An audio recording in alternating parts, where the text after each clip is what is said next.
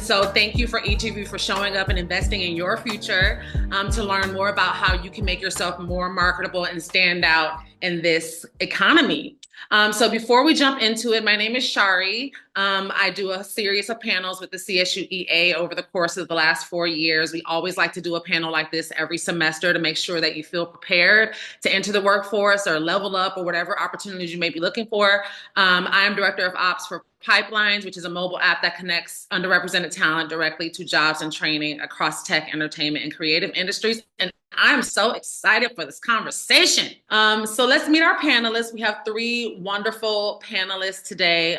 Thank you so much for taking time out to drop all the gems today. I'm so excited. I'll let them introduce themselves in no particular order, but just your name, your company, a little bit about what your company does, and how your role supports or recruits talent. I'll go first. I'm Stephanie Ramos, Director of People here at Zambezi. We're an independent integrated advertising agency. My role spans across the entire life cycle of an employee here and future employees. So recruitment, then resourcing, employee engagement, and all the fun stuff over here. Well, my name is Carlos Martinez. I work for the Walt Disney Company. I'm a technology recruiter here at the Walt Disney Company, and I support all the different segments across the enterprise. I hire primarily information technology people, cybersecurity engineers, software engineers, data scientists, anything that we call that powers and protects the magic, you know? It's not on the creative space, but we definitely make a big contribution to how people consume our products and how do we power that for them. Hi, everyone. My name is Jacqueline Watter. I am a talent sourcer at Comcast Advertising. The role that I have at this company is a talent sourcer. So specifically, I go on LinkedIn and look for talent to help fill some of our roles. The roles that I help fill are across advertising technology, advertising sales, and some content roles. Amazing. It looks like we lost Shari temporarily. She's got a little tech issue going. Chesko, do you have access to Shari's questions?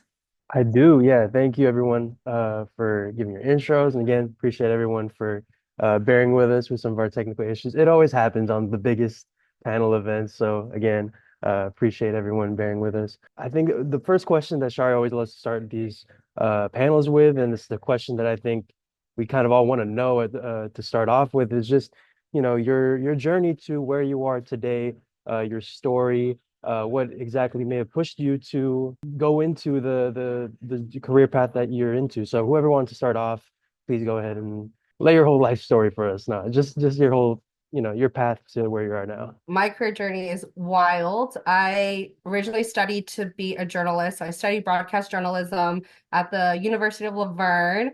And then I graduated and decided this is not what I want to do. So, oh no, what am I going to do? So I went and waitress for a bit. I sold health insurance for a bit and just try to find my way along. And a friend told me to take a class at the UCLA Extension Center. It was just once a week for a few weeks. And through that, I learned about a job opportunity at an advertising agency. I didn't even know this world existed because I was strictly focused on news and media that way. But I just gave it my all at that interview and I landed the job. And because of that, I kind of took off my career from there. So I was there for a few years, realized I wasn't going to be able to move up because people weren't leaving. So I left and joined, it's called Think LA. It's a nonprofit organization in Culver City where they focus on media, marketing, and advertising companies. So I was in charge of the membership department for a little bit. And then I went to another company because I got sold the whole, more money, bigger desk and all of that, but ended up not being the best role for me. So don't always jump for money. Make sure that you really want to do that work. So after that, I left. There was a pandemic. Oh no, what am I going to do? I started just doing contracted gigs and I did one with the city of LA County. It was actually really cool. It's about getting the word out about, being safe and washing our hands. And they had a really great marketing campaign for that. Went to another company, help them out with just communications, letting people know about like that needed help with like rent and stuff like that. So I helped with that. And then a friend called and said they were looking for a talent sourcer at Comcast Advertising and that I should apply. And I said, I have no experience. And she's like, it's okay, but you know how to talk to people. So I went and I applied and I got the job and I've been here for 3 years. So that's me in a nutshell. Yeah, I can give a little context to my background. So, as I mentioned, I'm Stephanie from Zambezi. I've been at Zambezi for 10 years. I've really had a lot of growth and evolution at this agency. I played a couple of different roles, really starting in project management, and within the creative department. They just play a really special kind of place in my heart. And essentially, I've spent the last 10 years really growing as an individual, professionally and personally, alongside the agency. I did not have any extensive experience sort of before that. I really sort of just forced my way into the agency as freelance, and it's just sort of evolved from there into the role that I'm in, which has just been really focused on what my strengths are. I think Jacqueline kind of mentioned this too, of like, you don't always have to have all the experience. I think your soft skills and who you are as an individual goes such a long way. I think there's always things to learn and you can kind of pick up on. And, it's been an incredible journey and fantastic opportunity to, continue to elevate in this space. And I absolutely love what I do, being able to talk to other people and get to know one another. And, the best part is being surprised by backgrounds and sort of what people kind of offer, beyond the page of a piece of paper too. So that's me. I guess I can talk to you about a little bit about my career path and my Disney origin story, as I like to call it. I want to clarify and be upfront about saying that whatever I say today, it's really just about my personal experience and speaking as an individual. I am in no way speaking on behalf of my company as an official, company spokesperson in any way. I can only tell you my experience about working at this, magical company, and we do use those terms on an ongoing basis because I do believe that media and entertainment are one of the greatest and most significant American industries that's still vital, and it's still we still have you know an advantage, an incredible advantage over places in the world. I am originally from Nicaragua. I came to this country when I was 15. I was a political refugee when I was a kid, and now, so I went to school, and it was a very tough journey. But I found out when I was in school that I am actually neurodivergent. We didn't have all those terms back then. I'm a little bit older, so we didn't know that being dyslexic is was an interesting thing. I wanted to be a software engineer, but then being as this, I understand the concepts, but it's kind of hard for me to write code. And I went to go talk to a career counselor, and I was like, oh my gosh, what am I going to do now? And he said, well, let's see. And he said, I need an assistant. And I became an assistant for this guy that had a search firm in Beverly Hills. And, he hired me as his assistant, and then he helped me get a job. And I started my career working for a little company called, Boeing, that made airplanes, and I started hiring people for them, and I was very young, and I learned early on that people are very generous with their knowledge, and they really helped me to understand what they were working on, and always work in computers and and software engineering and traditional engineering. And then I worked for a consulting company for some time, and then a long time ago in a land far away, I got recruited by a studio called 20th Century Fox because they needed a technology recruiter, and I went to work for them for 6.5 years, and I supported all of their technology stacks and security, and and really the initial technology that facilitated the streaming platforms, because people don't know that all of the streaming platforms are running on the rails of technology. That's how, and even everything that you watch, whether it's on your phone or on a movie screen or on your computer or on your iPad, it's all formatted and guided by software and how to be displayed. Otherwise, everything would look wonky. I know people don't want to know that. I'm sorry. I'm a bit of a nerd at the end of the day. You know, I'm fascinated by that stuff. And I'm also a naturally curious person, you know, otherwise known as nosy, you know, extremely nosy. And I had to use that in some way, you know, to make a living for myself instead of just annoying everybody around me, right? So I luckily became a recruiter, and that's why I'm incredibly curious about what people do, how they do it, why they want to do it. And here I am now. I've been at the Walt Disney Company for 6 years. We got acquired from Disney back in 2019, and I'm still, thriving in my environment. I think that thank you, Sherry, and the team for asking me to participate. I'm an enormous advocate of diversity and inclusion because it's important. And don't think that diversity and inclusion is some kind of altruistic, engagement from companies. It's critical for our survival and our, thriving business that we represent our users and, the communities we serve.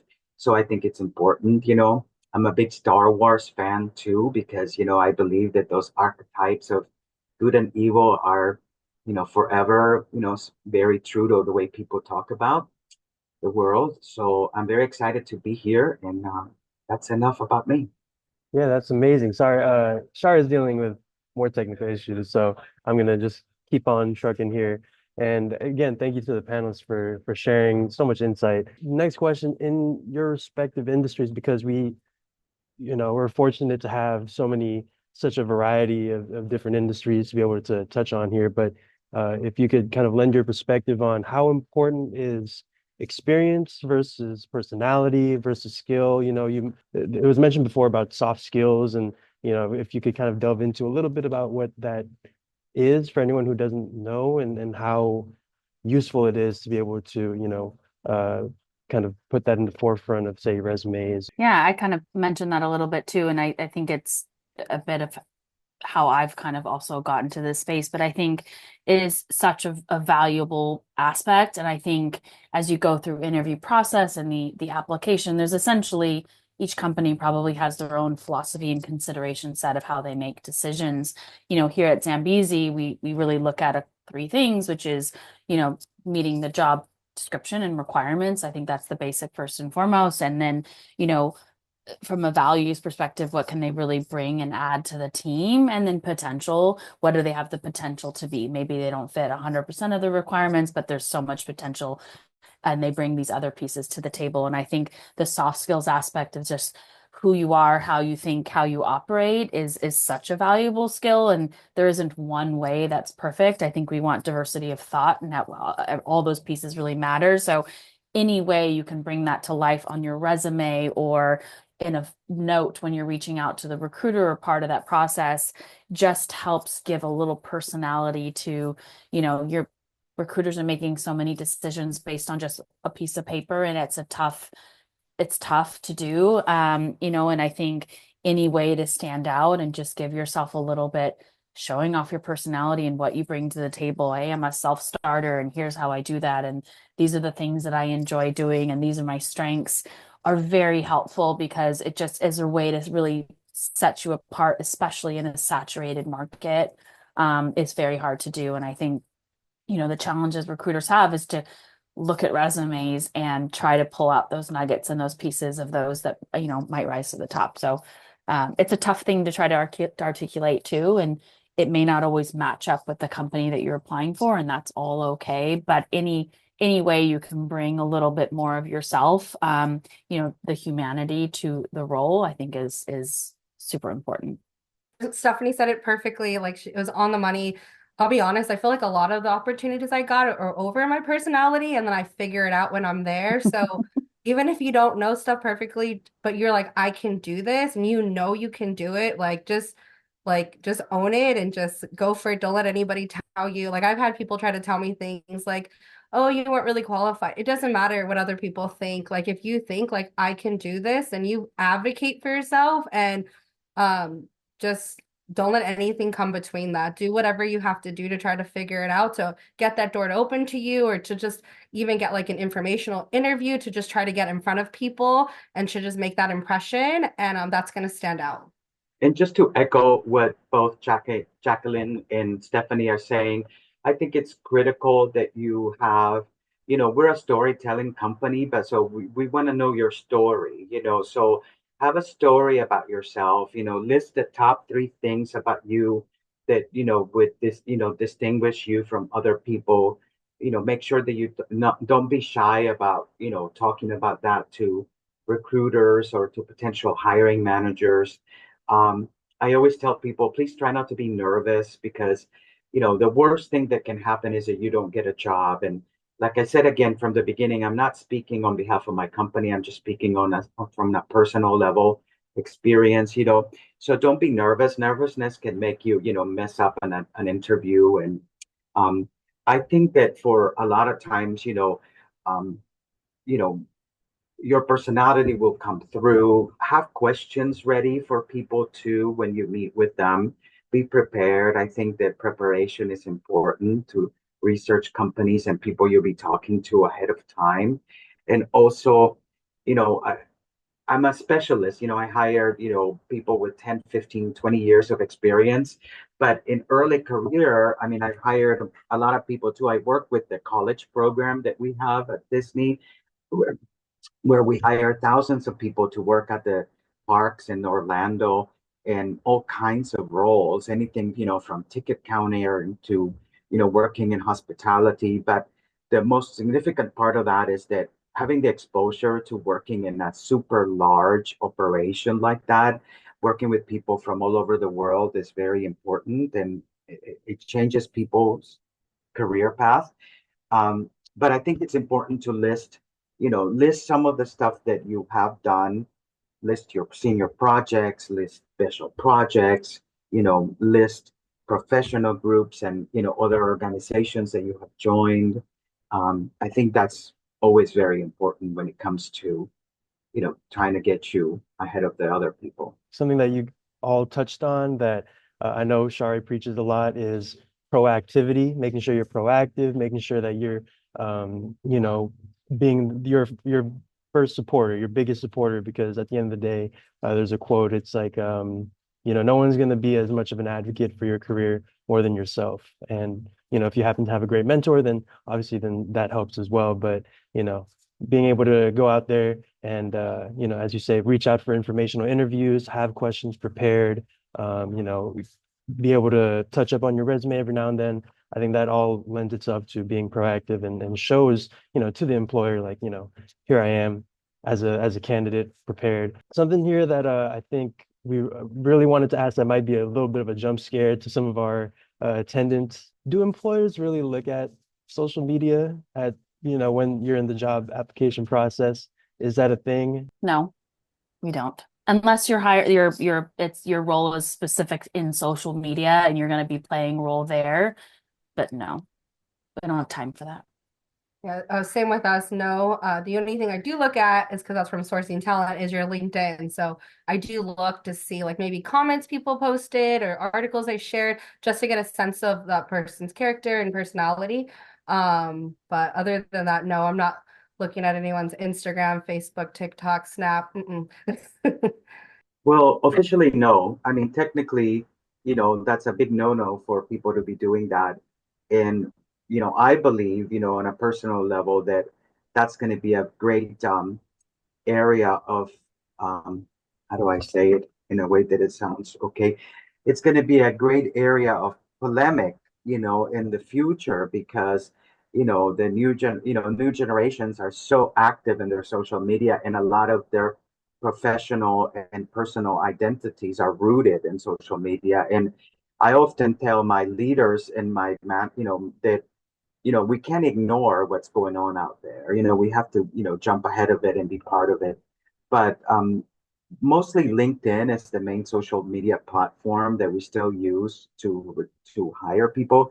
I think that's going to probably change. We're going to see other platforms come up.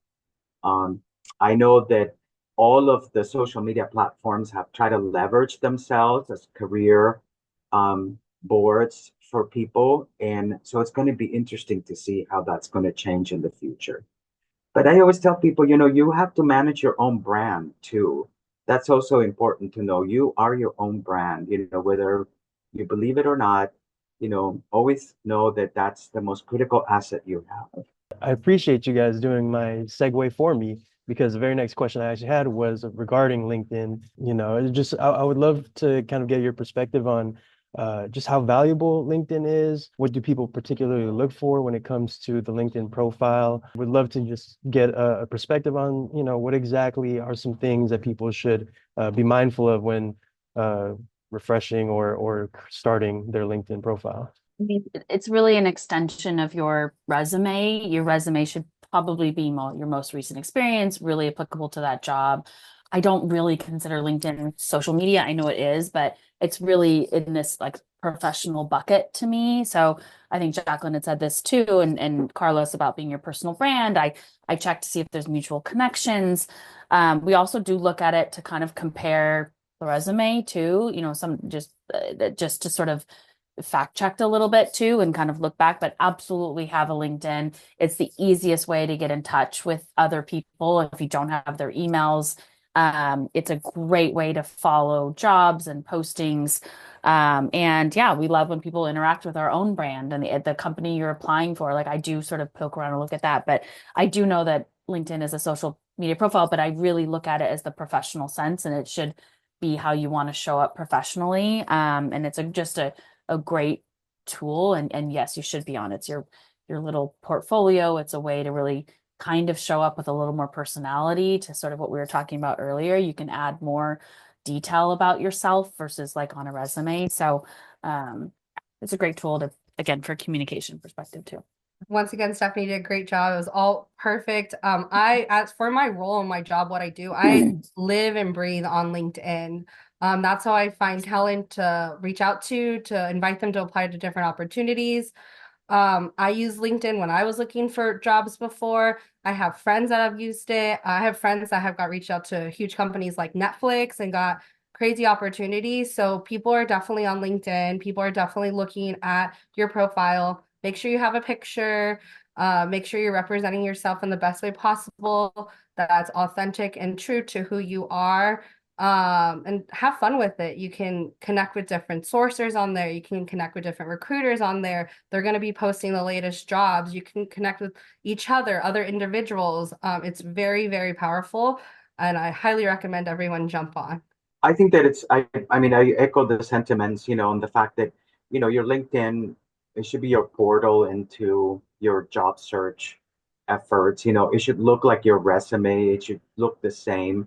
And once again, make sure that, details matter, and I know that in early career, it's really hard to build that up, but, list your classes, list the ones that you were interested in, list the projects that you really worked on that you really enjoyed and, that you want to showcase in your experience, list any volunteer experience that you have, and it should look like your resume as well.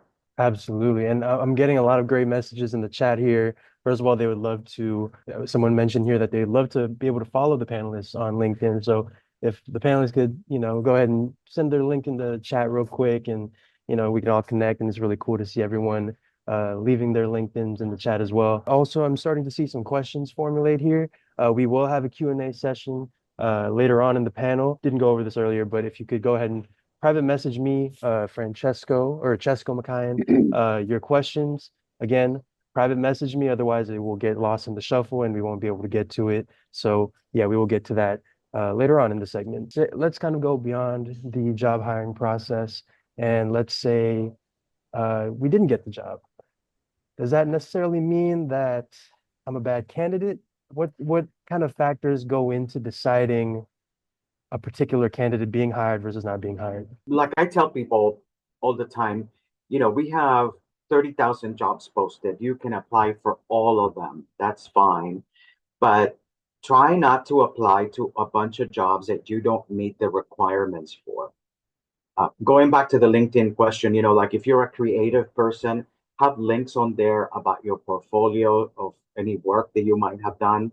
That's sort of, saves, it's a shortcut for people and employers to look at some of the work that you've done. But I think that, if you apply to, 30,000 jobs and you don't get anything, that's going to be very discouraging. So try to apply for jobs that you meet the requirements for. Most roles will have listing about what kind of education you need to have or what kind of experience you have, and then show it on paper. You have to connect the dots for people. So it shows that, you have done that, whether it's academic experience or actual paid for experience. There is a difference, that employers look at, but I think that it's important to, be targeted in your career search, because if you just try for anything and anything, what tells the employer is that, you don't know what you want. So how are we supposed to know where to place you, if you don't know what you want? So it's important to be clear about, have some idea. It's going to be a process of elimination about where you end up. I think I share about my story. I mean, I thought I was going to be a software engineer, and now I'm a technology recruiter. How does that happen? I think that being flexible to things, that first person that hired me and offered me to a job as an assistant, I was like, I could have very well said, well, I don't want to be an assistant. What are you talking about? But that person really helped me. So, I don't know. Sometimes being flexible is important too. And I'll say, just because if you don't get a job, there could be 1,000 reasons behind it. I know some reasons that people may not get a job. In my experience is maybe they wanted too much money for what was budgeted for the role. So then sometimes they're automatically dispositioned, me removed from the role, but it's not and it's not that they weren't talented. It's just the company couldn't afford them. So that's an example. Another example, it could be they closed the role behind the scenes, and so now the role is no longer available. So it had nothing to do with your talent or skill set. It just the company's going in a different direction. All these things really do happen. And now that I've been in this space for 3 years, before when I was on the other side, I used to make up all these stories in my head, but no, if you did not get the role, it's because that role was not meant for you. The role that's meant for you, it will happen, and just believe that fully. And also ask, I'm honest with folks of why roles didn't maybe go their way. And I think it's a great tool and great way to learn and improve your interview process and what that looks like, how to refine your search. It's totally appropriate to ask. To echo Jacqueline's point, I think it's definitely a situation where if one door closes, another one opens, or there's potential for other doors to be found. So absolutely wanted to echo that point. What if someone has little to no work experience, especially, a lot of our attendants today are college students or alumni.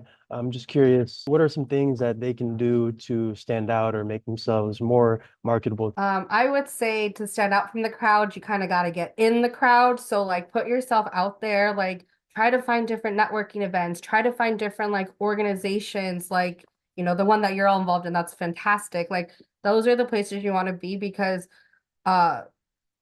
besides my personality that helped me get a job, it's also knowing people. And I didn't know these people from the get-go. The person that I got this job from, who told me about this job, is somebody that I actually reached out to for resume advice.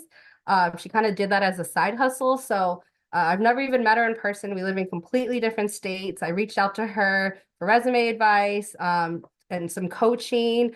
And through that, we built a friendship, and we've maintained that over the years. And through that, then this opportunity happened. So you just never know what one person's going to connect you to that opportunity that will get you started in your career. So just be open to always learning, always meeting new people, and just be open-minded to that. I would also say do the research on there's many players that are part of the interview process. You obviously have your recruiter.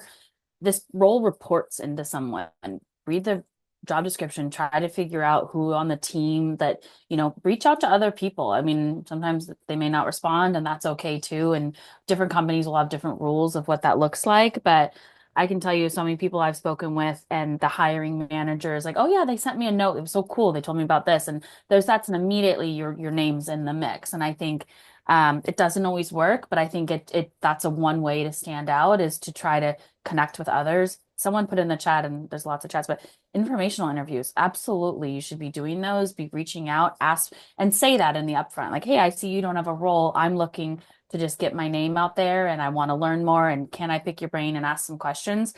Most companies should be doing that, whether that's a recruiter or even just a senior, individual at the company. Depending on bandwidth, how that sort of shakes out. But I love doing informational interviews. It's a great like long-term recruitment play too. You get a chance to like get to know someone early, and it's you know, it's a great way to sort of, it's maybe the long game, but I would stalk my other folks of like, okay, so it's a small team. Reach out to other people too. I think that's one way to stand out. And I always say, try to get some internships. I know it's really hard, and I know that sometimes, um, you know, it's great that, we're part of the Cal State system, and don't be discouraged if you don't get selected. I think it's very important though to have some internships. If you can get one or two, and sometimes it can be really inconvenient because, they might have to, you might have to go somewhere in a different part of the country that you don't live in, or might not pay a lot. Like, I myself had to support myself. I had to work and pay for everything. So if I didn't work, I didn't eat. It was that simple when I was a young person. So, it's totally understandable. It's not everybody has the support of family to be able to go through this time, but it's important to try to have an internship that's really helpful. And like I said, start with what you have, not what you don't have. Start with what you do have, and list and details. List all your stuff that you have. List it on your LinkedIn. List your profiles. Leverage organizations that you have access to. Start with where you are. Like the Cal State University has a lot of resources for you, and they will try to get you hired somewhere because it is a business. You pay them money to go to school, and they will try to help you to get a job. Most universities, don't articulate that point quite in that way, but they want to, because then you're going to become an asset for them because you'll be alumni and working in all these wonderful companies. Connect with other people that are alumni of your schools and some companies that you're interested in. Have a hit list, of the companies that you want to work for. I think that's very important, and that's going to help you to sort of, not just follow traditional breadcrumbs and how to get a job. Try to, be, clever about how you approach your job search. That can be helpful too. And to have organizations, whether it's affinity groups that you can belong to, go to them, network with people. Maybe some of the old school stuff, like, going to the clubs where you have to do presentations and speak in public might help with your nervousness. It's very nerve-wracking to try to get a job. It's one of the top 5 things in life that are the top 5, stressful things in the world. Some beautiful points. A couple of points I personally took away. Again, proactivity, making sure you reach out to the people you want to talk to, informational interviews, as we mentioned before. I definitely am a big proponent for internships. I am the product of an internship. I actually started off with the CSU Entertainment Alliance, which was an internship that I applied for. And in the heat of the pandemic lockdown, and everything was just going wrong, and I was able to, develop skills. I had experience in video editing and podcasting and whatnot, and I was able to use that and and also adapt to, what the CSU Entertainment Alliance wanted. So definitely go check out Handshake, Indeed, LinkedIn, all those different platforms. But while I'm going here, I was curious if any of our panelists had any resources in mind that our attendants could kind of keep in mind, could use in order to find these opportunities. I saw someone here in the chat mention, all the small companies I was looking for jobs with, all their job positions were closed. Where are some places that they could look for or look to for positions? Do you? I think there is a platform that the schools use to list resumes. I think it's Handshake. Handshake, yeah. Yeah. Handshake. I remember you knew it the last time we talked. Upload your information on Handshake and use it. It can be very helpful, I think. truthfully, I think there's so many. I would start with what your school has to offer first and foremost for alumni or there. There is so many options out there. I don't know how to sort of start there, but I would start with your school, and that's an immediately a networking connection already. But there's quite a few. Yeah. Also, just a bit of a shameless plug. Pipelines, we do a weekly jobs and opportunities roundup. It's potentially how you may have seen this event. So every Wednesday. So, you know, a little bit of a shameless plug I'll throw in there. Anyways, just a couple more questions from me, and then we'll get into some of your guys' questions. Again, if you have questions for our panelists, go ahead and private message me, Jessica McKayan, Pipelines, and we'll be sure to get to those shortly. Cover letters. How do we feel about them? Do people actually read them? What is the main purpose of a what should the main purpose of a cover letter be? What are your just general thoughts on cover letters?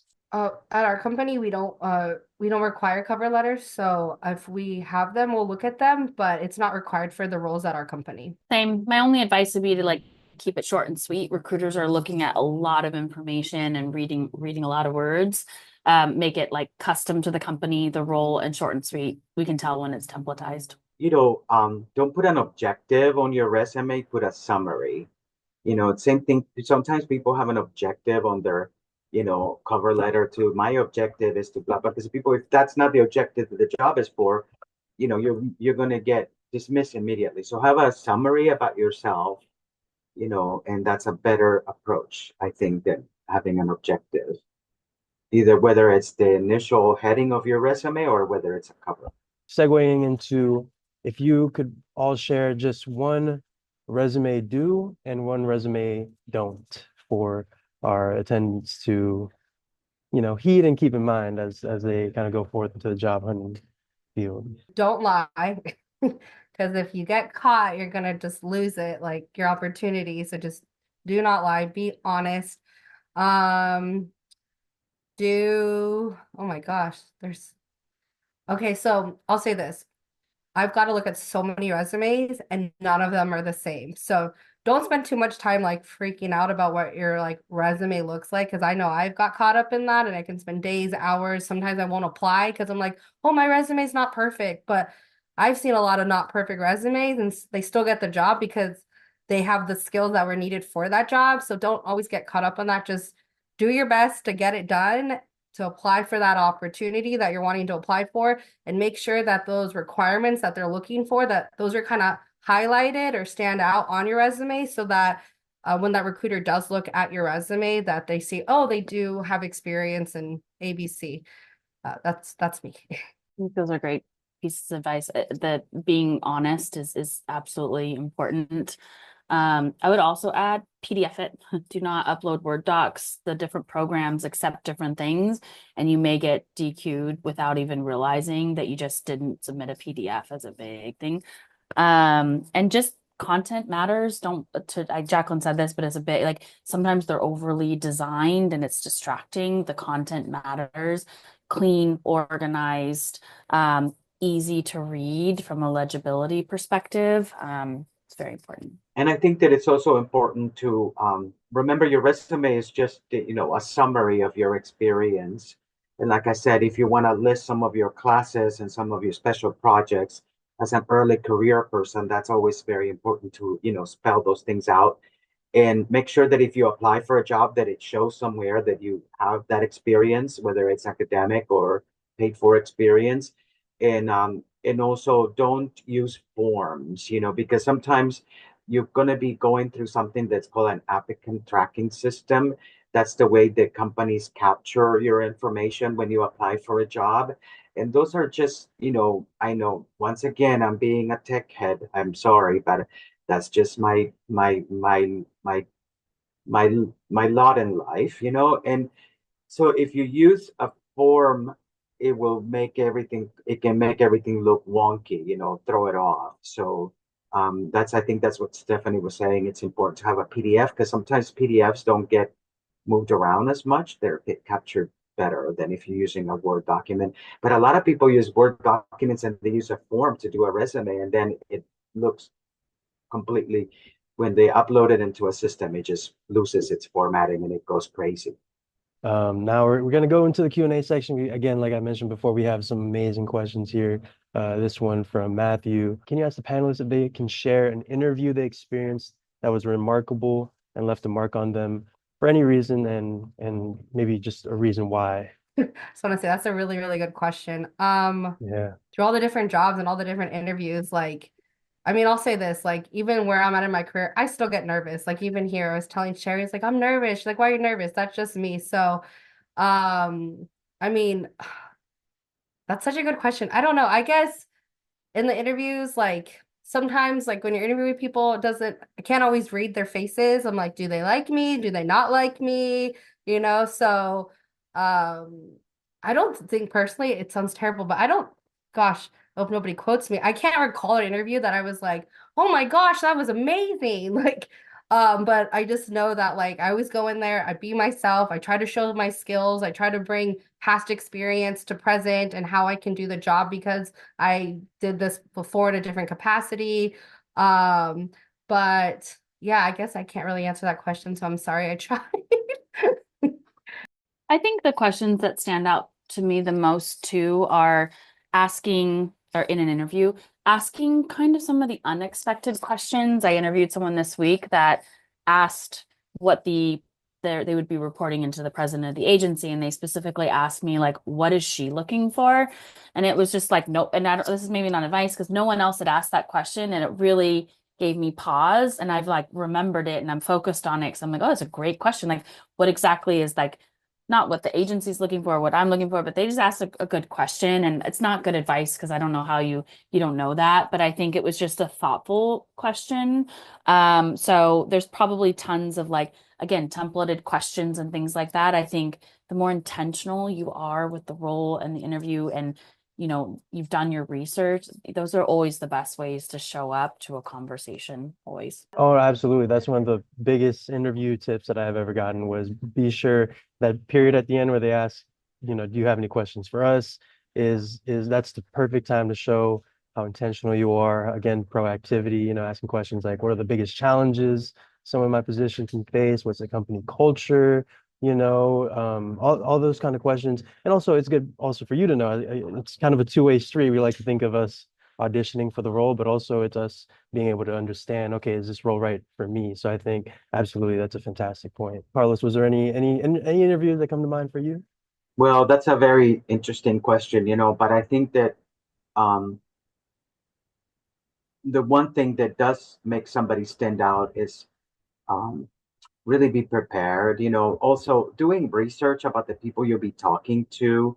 It's another way of demystifying the whole process. You have to remember that everybody is just a person. You're meeting with people, you are a person, everybody's the same, at a basic level, that, we're all the same, even though our experiences can be different, our qualifications and education and backgrounds.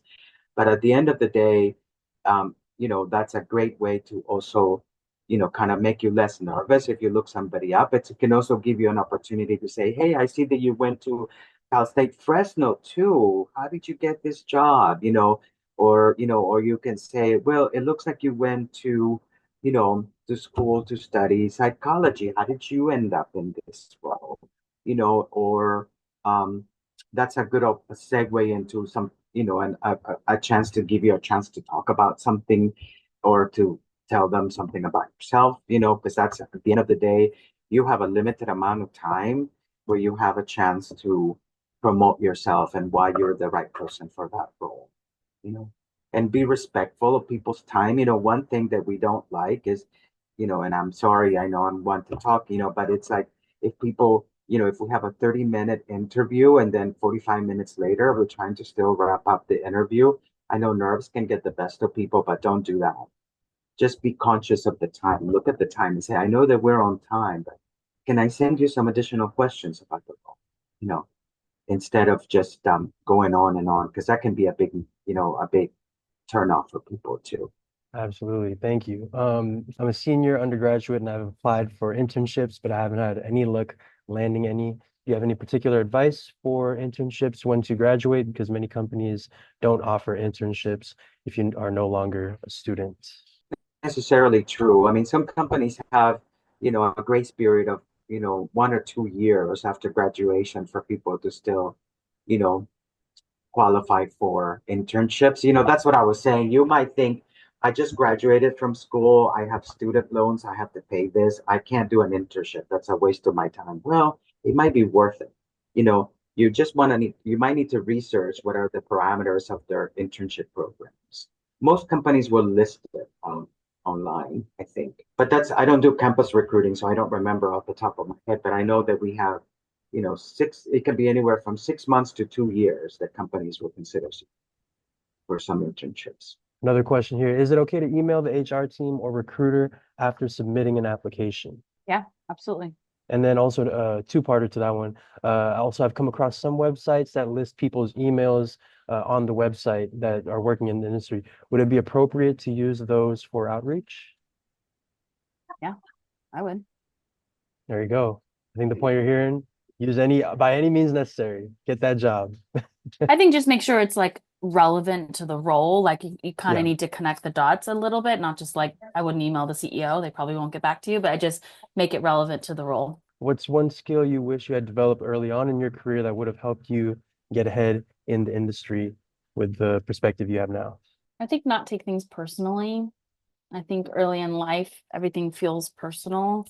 It is business, and I don't know, try not to take everything too seriously. I think I really try to keep my interviews and intakes very conversational. I set that intention in the upfront too.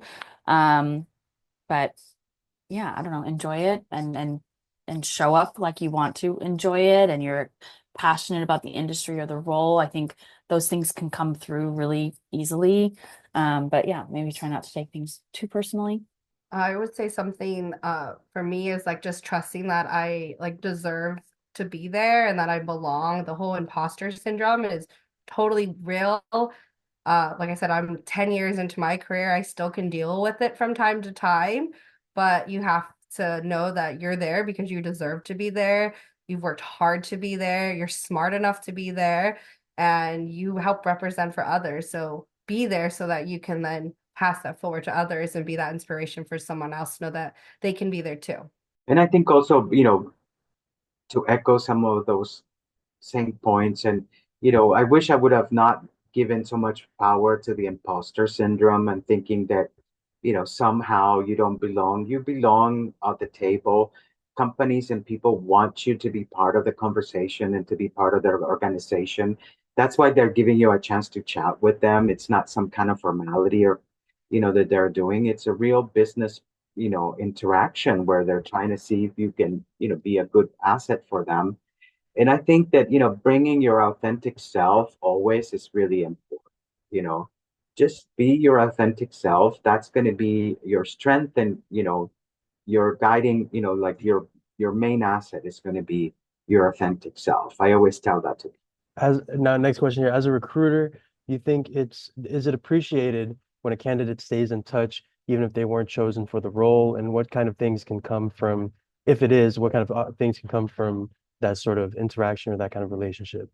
I think it's totally appropriate. And again, I think recruiters sometimes are playing the like short term, have a role to fill. And someone like Jacqueline, who kind of basically mentioned that her role is sourcing. So she keeps a list in her head or somewhere for future roles too. And that's like her whole job. I'm speaking for her, but like that is a great way for like the long term sort of play. And again, I think it's appropriate to like ask questions why you didn't get the role. Usually it's not, again, personal, and it's usually a business reason or business decision, and it is a saturated market. And I think absolutely to stay connected and to reach out. I think you want to stay top of mind for when there is a role. I mean, it's opens up. So, if you interviewed with multiple people, like thank them. I love a thank you email. I know it's old school, but like those are like little nuggets that like are just reminders. And when you go to follow up, like reply from that thank you, it's even another reminder like, oh yeah, we spoke 6 months ago. All those things are tiny little nuanced details are helpful. Yeah, most like Stephanie said it perfectly. She's totally right. And I love keeping in contact or just like cheering on candidates that like I sourced that maybe they didn't get the opportunity. Nothing that they did. The hiring manager just decided to go in a different direction.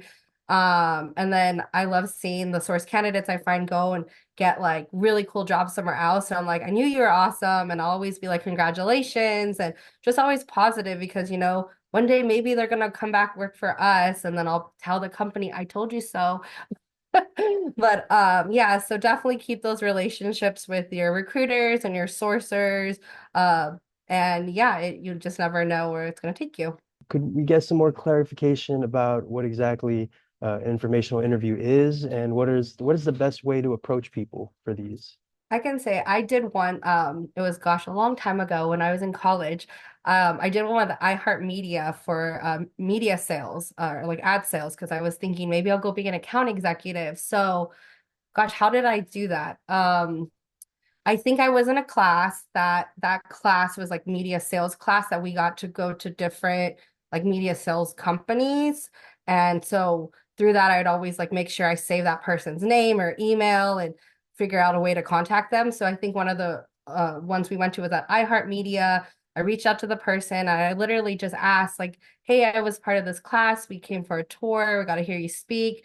I love what I heard. I just, try to connect something that they shared. And then I just asked if I could, have a 30-minute informational interview to learn more about the role to see if this is something that I would want for myself. And they said yes. So yeah, I went and I did it. And I was offered an opportunity to have like an interview to potentially have a job with them, but I didn't really want it, which worked out because that's why you do the informational interview. Because maybe you realize I don't want to work here. Like this is not for me. So it's twofold. Nothing against them. It was a great opportunity. I just didn't think I was like a sales girl. So yeah.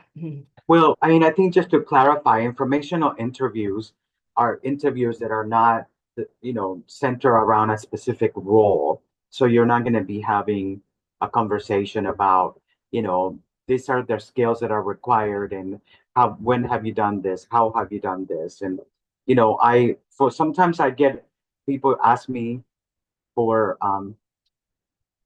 like I don't hire anybody in any kind of creatives, I only hire technologists, so it's a little bit different of my focus, but so I'm not able to sometimes give people great advice about how to best leverage their creative, portfolios and resumes, because that's not and I'll be honest with them about that if I'm not able to, because I may or may not have that experience. But I always tell them, look for organizations and and things that are important. Like I know SIGGRAPH is a great conference that happens for animation people. um and I think that you know I've kept in touch with people. I've hired a lot of people that I kept in touch over the years. I've hired people a year, 2, 3, 5 years after I originally connected with them. So there is value, there's enormous value in that. And sometimes I talk to people and I tell them, maybe you need to go work for Ernest and Young for a couple of years and then come back to us because I need you to have more experience in ABC. And then, and hopefully they won't get offended by that. But it's just, I try to be as honest as I can with people. But and it's not because we don't want them, it's because if the job requires this experience and you don't have it, you know, it's going to be hard to try to get that. But don't be discouraged by that. You have to keep trying. All you need is one job, at the end of the day. I always tell people, all you need is one job. And people might say that, I mean, I'm sorry. I know we're close to time, but I often like to say, something about our own, intellectual property. Like Mulan was told repeatedly, Mulan, you're a girl. We don't want you to be a general. You're not qualified to be a general. But she knew that's what she wanted to do, and she became a fantastic and successful, general. Same thing for Remy, and he was just a rat, but he knew how to cook. He loved cooking.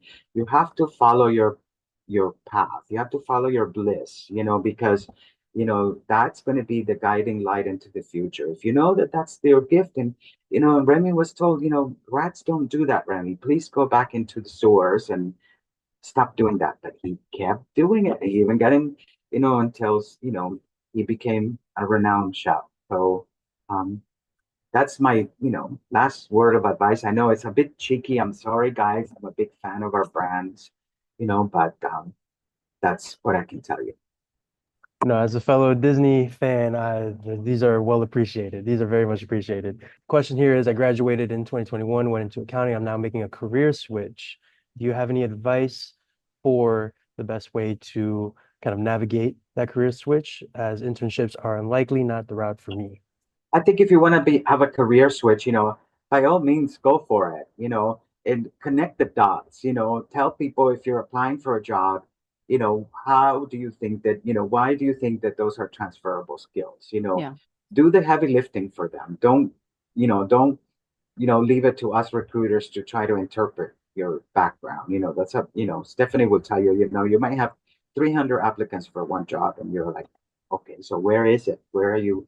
And if you, that's where I was going back to the importance of having a story of yourself and tell part of that story. And, don't, by going back to my point, don't put that as an objective, put that as a summary always. It's also a lot more common too. It's not totally out of the norm to do that at all. So, but yes, as Carlos said, transferable skills, which there's tons. And so you just need to sort of state what that is and why. Definitely. I was a waitress and I went from waitressing tables at Yard House at LA Live, one of the busiest yard houses in the nation. It was crazy, to getting my job at the advertising agency. And so you definitely, every transferable skills are across the board. So it doesn't matter if you were in accounting or you were a waitress, like if you can connect the dots, like Carlos and Stephanie were saying, like you can get the job. And congratulations on your career switch. Absolutely. Congratulations. Now I have one more question for the panelists. Again, go ahead and leave some LinkedIn's in the chats if you still want to connect. But we'll end it off on this, a little bit of an Oprah question, if you don't mind me asking. At what point were you able to stop doubting your skills once you entered the industry, or is that something you continue to deal with? And if so, how do you deal with that, as we labeled it before, that kind of imposter syndrome? I think imposter syndrome always exists. You have just learned how to recognize it, and your confidence level is probably a lot different. But I mean, I think it's always there. You just learn how to, again, recognize it and kind of squash it and move forward. As Nike says, just do it. It's lame, and I don't work for Nike. Hire me, just kidding. But yeah, so you just do it. Like, even today I was like, should I not show up today and make up that I was sick? Just kidding, kind of thought that, but no, I'm here and I figure it out, and you just show up. And honestly, success in life is just, I think 50% of it is just showing up. Like, even if you're like, I don't know, just show up, and one connection becomes the next, and the next thing you're here on a panel 10 years from now giving your story. Absolutely. And one thing before Carlos goes, go towards the thing that scares you the most, because that's probably the thing that will be the most rewarding once you get to the finish line. But yes, Carlos, anything you'd like to leave us with that? Well, I think that, we have a lot of, employee organizations, like in our company, and I belong to them, and I think that sometimes those forums are helpful in having conversations about how you feel. Like, interestingly enough, in 2024, like we have, our Latinx, employee population could be better, and we talk about that openly there. It might not be appropriate to talk about that you know, out on, on the media, but, we talk about how we feel about that, and we support each other. Really, you have to find ways of supporting each other. And, and I think that's very helpful. And, most companies have those employee associations that can be really helpful. You have students organizations that also can be very helpful for you. Like I said, any affinity groups where you can get some support around that. And, somebody, you don't have to figure everything out on your own. There's, even on this chat, there might be somebody that says, hey, why don't you go do this? And why don't you go there? And, that's how that's how I got ahead in my life, in my career. Like I said, I went to go talk to a career counselor, and then he gave me a recommendation. Amazing points. I think the main points I want to touch on that I reiterate: be proactive, have, seek support, whether it be in your communities or through a mentor, and be ready to support others, and also, be yourself. And I think with those key points, you should be able to have a pretty good start off. That is going to be it for this panel. I appreciate you all again bearing with us with regards to technical difficulties and whatnot. Thank you, big thank you to the panelists, Carlos, Stephanie, and Jacqueline. Really appreciate just the excessive but perfect amount of insight and gems you shared with us, and we truly and deeply appreciate you guys showing up and giving everyone your time. So again, thank you all. Hope everyone has a great weekend ahead of us. Happy December. Hope everyone has a happy holidays, and until next time, guys, take care.